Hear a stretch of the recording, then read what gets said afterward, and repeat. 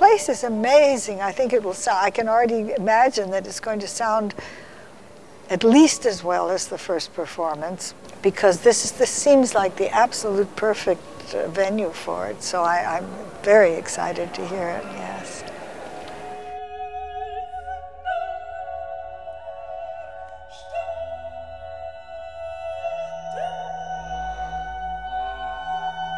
The archive is rich in materials. It has all of Luigi Nono's estate, everything he left when he died in 1990. We have 23,000 pages of sketches for his works. We also have 7,000 photographs, and we have his personal library, which is 13,000 books. And we're open to everyone. One doesn't have to be a musicologist. If you just like the music, you can come. We have lots of people coming. We have schools, young people coming who are very interested in learning about Nono, about his life. And I do give guided tours through the archive where I can show the models of the first performances of his operas. And where I can explain a little what Italy was in the years when he was alive, because it's a totally different thing now. When people say Nono was politically engaged, well, today a young person cannot imagine what that meant, because they think, you know, politically engaged means wanting more money or more power or something like that.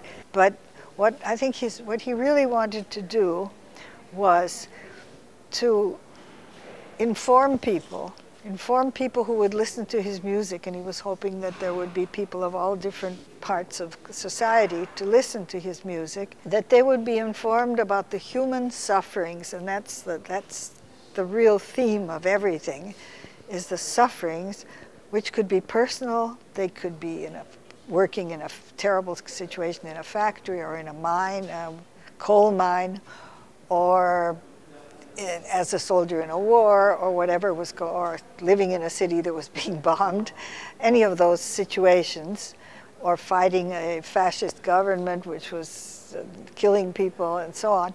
So the idea was to show this. Everybody should know this, what other people are suffering.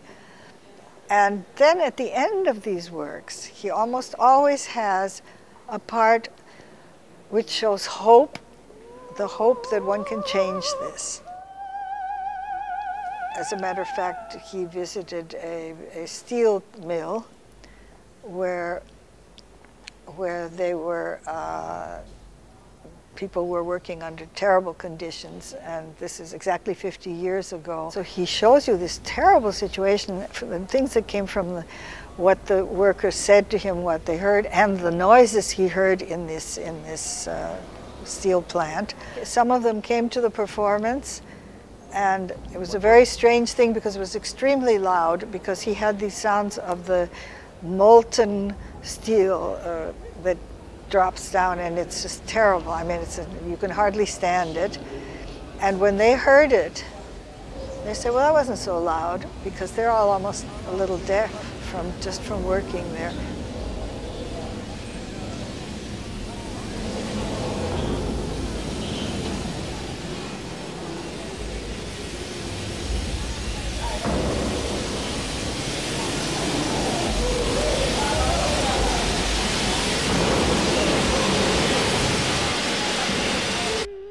What is his legacy? His honesty and incorruptible personality, and the great, you know, knowing that somebody felt so strongly about others, because he never talked about himself. He never did, you know, he was really always interested in, you know, in others and what they were suffering, and to make it better for other people. I think that's amazing, and there aren't very many people around anymore who do that. I mean, people who have the power to do it. So I think that was it.